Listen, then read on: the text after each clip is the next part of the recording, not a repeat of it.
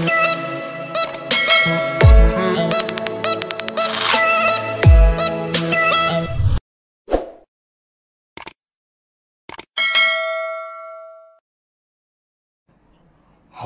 Welcome to my channel at kung bago ka lang dito ay huwag kalimutang mag-subscribe at pindutin lang ang notification bell para lagi kayong updated sa aking mga bagong math tutorial videos. Today, ang pag-aaralan natin ay solving quadratic inequalities. And here are the standard forms of quadratic inequality. Ax squared plus bx plus c is greater than to 0. Ax squared plus bx plus c is less than to 0. Ax squared plus bx plus c is greater than or equal to 0. Ax squared plus bx plus c is less than or equal to 0. In other words, a quadratic inequality is in standard form when the inequality is set to 0, just like class in a quadratic equation. So ano nga ba class ang quadratic inequality? Quadratic inequality is an inequality that contains a polynomial of degree 2 and can be written with the following symbols: greater than, less than, greater than or equal to, less than or equal to. Ang gagamitin nga pala nating method ay number line and test point method. At kung ang involved na inequality symbol ay greater than or yung less than, gagamit tayo ng open circle sa pag-graph sa number line. At kung ang involved naman ay greater than or equal to and less than or equal to, gagamit naman tayo ng solid circle. At bago natin simulan ang pag-solve sa quadratic inequality, sagutan muna natin ang warm-up number 1 at warm-up number 2. Sa warm-up number 1, let's graph the following on a number line. Number 1, x is greater than to 3. Since ang inequality symbol natin ay greater than, gagamit tayo ng open circle. Iligay lang natin yung open circle natin sa 3. Na ang ibig sabihin class, hindi kasama yung 3 sa solution set. And since x is greater than 3, or yung x daw ay mas malaki sa 3, so iisipin lang natin yung mga numbers na mas malaki sa 3. At yes, tama kayo. Ang mga numbers na mas malaki sa 3 ay 4, 5, 6, pataas, or positive infinity, or walang katapusan. Kaya naman maglalagay tayo ng arrow or ray papuntang kanan that indicates no endpoints. Number 2, x is less than negative 7. Lagay lang ulit tayo ng open circle sa negative 7. At yung x daw ay mas mababa sa negative 7, kaya maglalagay naman tayo ng arrow papuntang left side na ang ibig sabihin naman ay negative infinity. Number 3, s is greater than or equal to negative 6. Dito, solid circle naman yung gagamitin natin, ibig sabihin lang na yung negative 6 is part of the solution.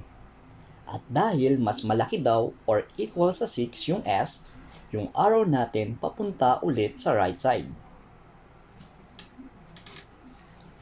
Number 4, y is less than or equal to 6. So dito class, solid circle ulit doon sa number 6. Tapos, less than or equal daw sa 6, so papunta ulit sa kaliwa. Proceed tayo class sa warm-up number 2. Warm-up number 2, write the inequality. Dito class sa number 1, tinatawag natin itong joint solution. Kasi magkakasama yung ating solution na negative 5, negative 4, negative 3, negative 2, negative 1, 0, 1, 2, 3, and 4. Kaya pag sinulat natin yung inequality, dapat magkakasama rin. Ang gagawin mo lang dito, isusulat mo lang yung kanilang boundaries. Ilalagay yung x sa gitna since yung solution ay mula sa negative 5 hanggang sa positive 4. Kaya po, nasa gitna yung x. Pagkatapos, analyze mo lang yung graph. Yung negative 5 ba ay equal or mas mataas sa mga value ng x or nung solution na mula negative 5 hanggang positive 4?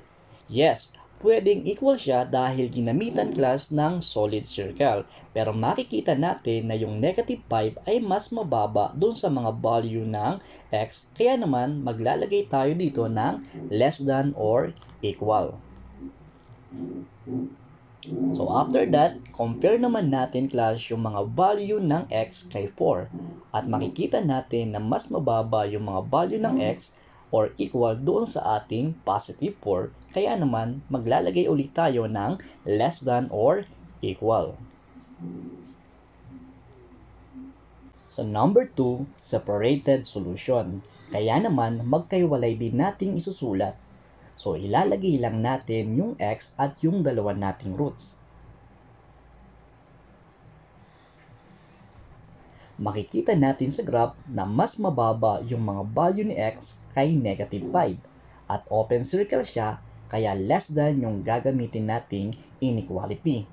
So, x is less than to negative 5.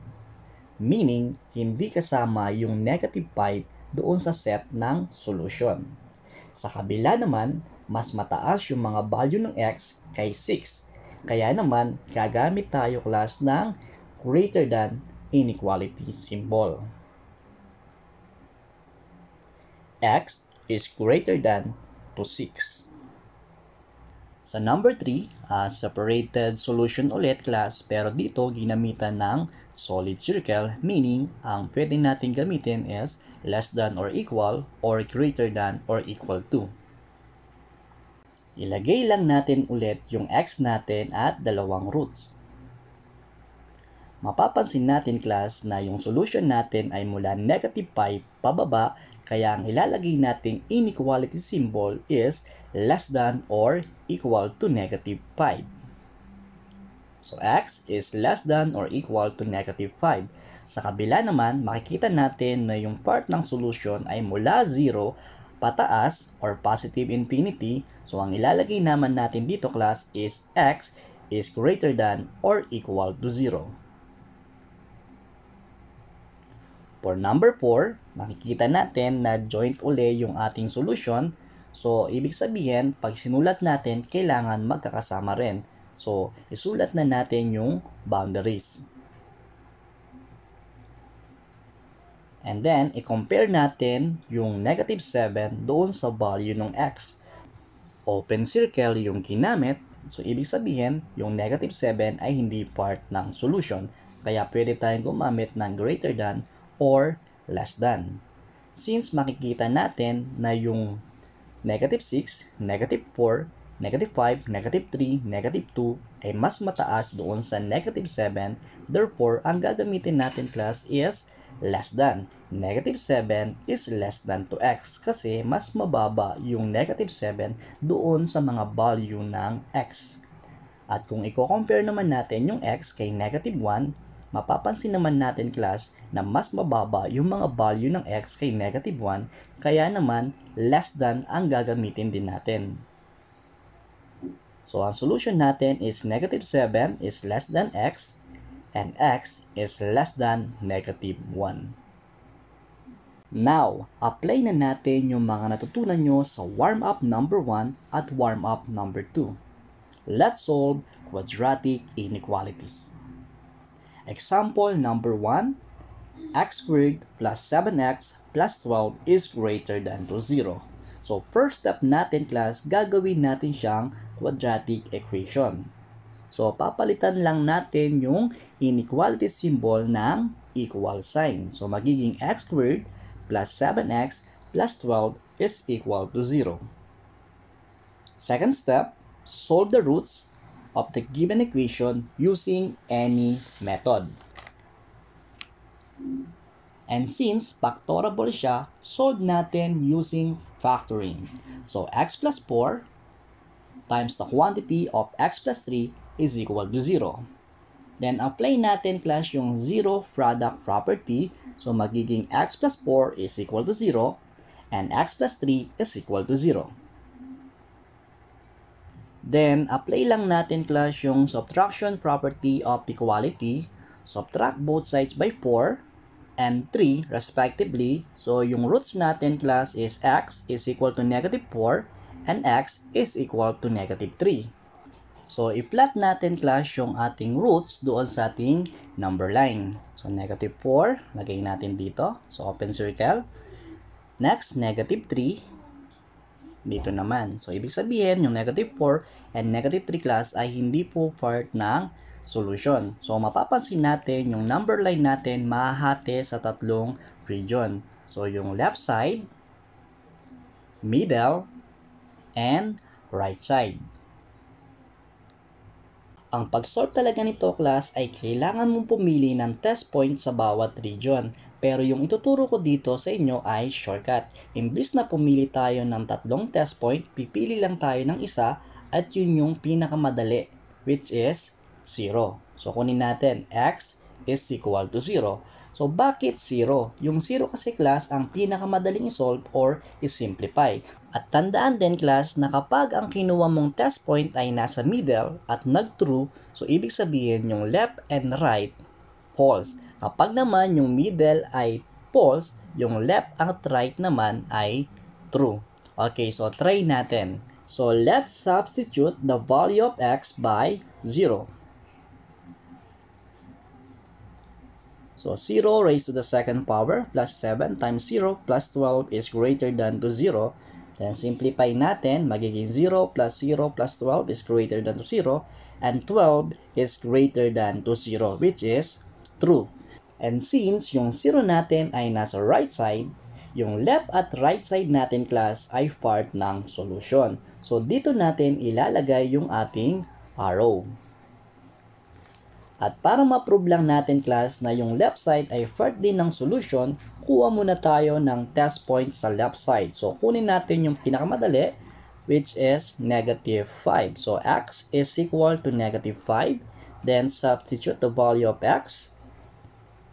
Then simplify natin. So 25 plus the quantity of negative 35 plus 12 is equal to positive 2 is greater than to 0. So true din po. So ibig sabihin yung left side talaga natin is part ng solution. At yung ating middle side, so kahit hindi natin isolve, alam natin class na yun ay hindi part ng solution. Pero para ma-prove natin, kuha din tayo ng test point dun sa ating middle. So x is equal to negative 3.5. So substitute the value of x. Then simplify natin. 12.25 minus 24.5 plus 12 is greater than to 0. And we all know that negative 0.25 is not greater than to 0. Therefore, this is false. Kasi naman class, mas mataas yung 0 kaysa sa negative number. Kaya yung middle side natin ay hindi po part ng solution. Now, let's write the inequality. So, separated class yung solution, kaya magkaiwalay din natin isusulat. So, x is less than to negative 4 or x is greater than to negative 3. So, the solution set of the inequality is x is less than to negative 4 or x is greater than to negative 3. Okay, next example tayo class.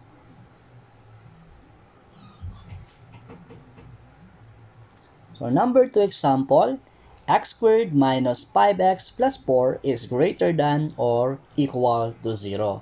So again, gagawin natin ulit siyang quadratic equation.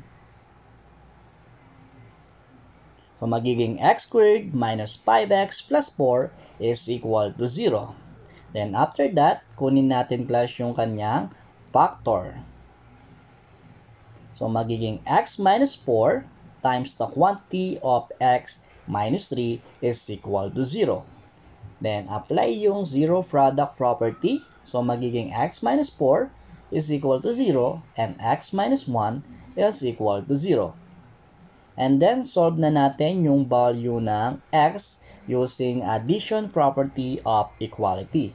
Add both sides by 4 and 1 respectively. So x is equal to 4 and x is equal to 1. Pagkatapos, graph na natin sa ating number line. So this time class, ang gagamitin naman natin is solid circle since yung ating inequality symbol ay meron pong nakalagay na or equal. So, ibig sabihin, yung ating 4 and positive 1 is part of the solution. So, positive 1, negative 4. Then, next step, kuha tayo ng test point. So, kunin natin uli yung 0. So, x is equal to 0.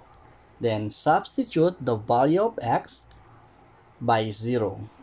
So, magiging 0 raised to the second power minus 5 times the quantity of 0 plus 4 is greater than or equal to 0. Then, simplify natin. So, magiging 4 is greater than or equal to 0, which is true. And since yung ginamit nating test point ay nasa kaliwa at nag-true siya, so ibig sabihin class, yung left side at right side natin is part of the solution. Dito natin ilalagay yung ating arrow. At yung nakuha uli natin class ay separated solution. So isusulat uli natin ng magkaiwalay. So x is less than or equal to 1 or x is greater than or equal to 4. So the solution set of the inequality is x is less than or equal to 1 or x is greater than or equal to 4. So number 3 example. So last example na tayo. X squared minus 4x minus 12 is less than to 0.